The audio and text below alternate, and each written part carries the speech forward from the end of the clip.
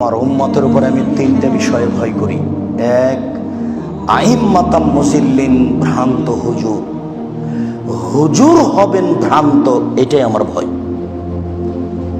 এটাই আমার ভয় যে হুজুর দিয়ে শিরক চালু হবে, শিরক। হুজুর দিয়ে বেদাত চালু হবে, হুজুর দিয়ে পাপ চালু হবে, এটাই আমার ভয়।